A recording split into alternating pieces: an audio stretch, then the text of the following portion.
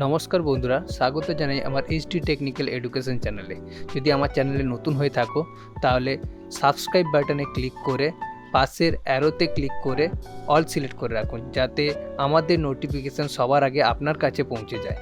নমস্কার বন্ধুরা, চলে এসেছি এক্সেলের আরেকটি ক্লাস নিয়ে এবং আজকের ক্লাসটা খুবই ইন্টারেস্টিং হবে। তার কারণ হচ্ছে আজকে আমরা প্রত্যেকে নিজেদের এজ ক্যালকুলেশন করতে পারবো। এজ ক্যালকুলেশন বলতে না, আমাদের বয়স কত বয়স হয়েছে, কত মাস হয়েছে, কত দিন হয়েছে, এটা আমরা কি ক্যালকুলেটর ব্যবহার করি যে আমরা আমাদের অ্যাকচুয়ালি ডেট অফ বার্থ থেকে আজকের দিনে আমাদের ইয়ার মান্থ ডেট কিভাবে বেরোচ্ছে সেটা আমরা ক্যালকুলেটর ব্যবহার করছি। এখানে ক্যালকুলেটর আর ব্যবহার করার প্রয়োজন নেই। যদি আমাদের কাছে এক্সেল থাকে এবং এক্সেলের ফর্মুলা জানা থাকে, একদম সহজেই আমরা বের করতে পারবো।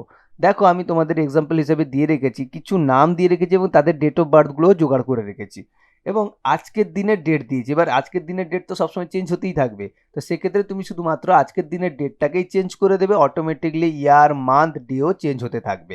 তো এখানে দেখো, আমি অলরেডি করে রেখেছি একটা ডেট অফ বার্থ, আমি জোগাড় করে রেখেছি 3/8/2007। সেক্ষেত্রে আজকের দিনের ডেট দিয়েছি 3/2/2024। সেক্ষেত্রে ইয়ার হয়েছে 16 বছর, বয়স 6 মাস এবং 0 দিন। তো এইটাই আমি কিভাবে ক্যালকুলেশনের মাধ্যমে বা ফর্মুলার মাধ্যমে বের করেছি। এটা কিন্তু আমি ক্যালকুলেটর থেকে হিসাব করে বের করিনি, অটোমেটিকলি ফর্মুলার সাহায্যে এসছে। তো সেই ফর্মুলাটাই আজকে তোমাদেরকে দেখাবো। তো প্রথমে আমি এগুলো ডিলিট করে দিই, কারণ আমি তো ফর্মুলা অলরেডি রেডি করে নিয়েছি। তো তোমাদেরকে যেহেতু দেখাবো, নতুন করে আমি ফর্মুলা পুট করব। তো আমাদের শুধুমাত্র প্রয়োজন ডেট অফ বার্থ, মানে যার ডেট অফ বার্থ, এবং কারেন্ট ডেট মানে আজকের দিনের ডেটটা লাগবে। তো সেটা আমার অলরেডি আছে দুদিকে। তো এবার ইয়ারটা আমি বের করব কিভাবে, দেখো ফর্মুলার সাহায্যে। প্রথমে আমি দেব ইকুয়াল। ইকুয়াল দেওয়ার পরে আমি লিখবো ফর্মুলা ডেট ডি ইফ। এটা মনে রাখতে হবে, date d if. First bracket শুরু করব। প্রথমে আমি কোন সেলটাকে নেব, মানে ডেট অফ বার্থের যে সেলটা, মানে ডেট অফ বার্থের সেল কি আছে, G3, মানে এই যে এই ঘরটা দেবাঞ্জন গিরির, দেখো ডেট অফ বার্থের এই সেলটাকে সিলেক্ট করব। প্রথম যে 3/8/2007 লেখা আছে, এটাই তার ডেট অফ বার্থ, সেই সেলটাকে সিলেক্ট করলাম। কমা দিয়ে কোন সেলটা, আজকের দিনের যে ডেটটা যেখানে লেখা আছে সেটাকে সিলেক্ট করলাম। সিলেক্ট করার পরে কমা দেব, কমা দেওয়ার পর ডবল কোটেশনের ভেতরে দেব ওয়াই। এটা কিন্তু তোমার এক্সেলে অলরেডি কোড করা আছে যে ওয়াই মানেই ইয়ার। তো ডবল কোটেশন শেষ করব, ব্র্যাকেট শেষ করব, হয়ে গেল সূত্র, আর কিছুই নেই। তারপর এন্টার মারবো, দেখো ইয়ার শো করিয়ে দিয়েছে, হয়েছে। এরপরে আসি মান্থ। মান্থটা কিভাবে, সেম একই ফর্মুলা ইউজ হবে, equal date DATED, date d if IF if. First bracket শুরু করব। শুরু করার পরে সেম ভাবে আমি ডেট অফ বার্থের সেলটাকে সিলেক্ট করব, কমা দিয়ে ডেট, কারেন্ট ডেট মানে আজকের দিনের ডেটটাকে সিলেক্ট করব, কমা দিয়ে এই ডবল কোটেশনের মধ্যে একটু লেখাটা চেঞ্জ করতে হবে।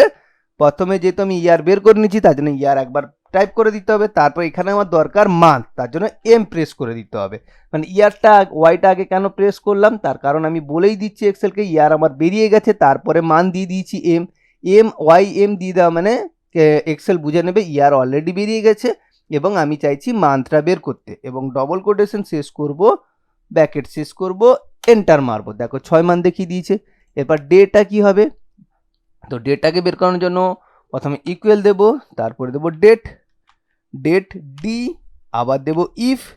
তো এটাই হচ্ছে তার ফর্মুলা, প্রত্যেকের ক্ষেত্রে একই formula, date d if, first bracket শুরু, তারপরে আমি কি করব, ডেট অফ বার্থের যে সেলটা সেটাকেই সিলেক্ট করব একইভাবে, তারপরে কমা দিয়ে আজকের দিনের ডেটটাকে সিলেক্ট করে কমা দিয়ে ডবল কোটেশনের ভিতরে লিখবো কি, ডেট মানে ডি।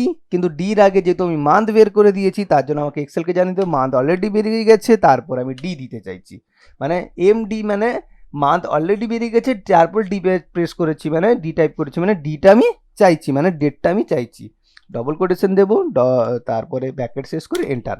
ডেটা 0 দেখাচ্ছে, কেন না 3 তারিখ আর 3 তারিখ, যেহেতু তারিখ ডে হিসেবে একই দিনই পড়ছে, তার জন্য 0 দেখাচ্ছে, তো কোনো দিন বাকি নেই। তারপরে এটাকে আমি ড্র্যাগ করে নিচের দিকে টেনে দেব। দেখো, এই হচ্ছে ম্যাজিক। দেখো, এর 16 বছর, এর 14 বছর, 2009, তার জন্য আরও 2 বছর তার বয়স কম। এবং মান্থের ক্ষেত্রেও দেখো, মান্থের ক্ষেত্রেও যে যার মান্থ অনুযায়ী হয়েছে, এটা 8/2, এটা 5 মাস হয়েছে। তো এখানে ডেট হিসেবেও দেখো, আমি যখন ড্র্যাগ করে টেনে দিচ্ছি, এবার ডে হিসেবেও ওলট পালট হয়েছে, কখনো 28 দিন, কখনো 6 দিন, কখনো 5 দিন। তোমরা ক্যালকুলেট করে নিতে পারো, স্ক্রিনটাকে সাপোজ করে তুমি ক্যালকুলেটর ব্যবহার করে একবার মিলিয়ে নিতে পারো, দেখবে একদম মিলিয়ে যাবে, কারণ এক্সেল কখনো ভুল করে না। তো এটা খুব ইন্টারেস্টিং লাগছে না, তাই না? তো এটাই হচ্ছে আজকের তোমাদের ক্যালকুলেশন করা শেখালাম। আশা করছি আজকের ক্লাসটি খুব ভালো লেগেছে। যদি ভালো লেগে থাকে অবশ্যই সাবস্ক্রাইব করে দাও এবং লাইক করো, অবশ্যই কমেন্ট করো, এবং এই ধরনের আরও ইন্টারেস্টিং ভিডিও পেতে চ্যানেলটিকে অবশ্যই সাবস্ক্রাইব করো। অসংখ্য ধন্যবাদ। বাই।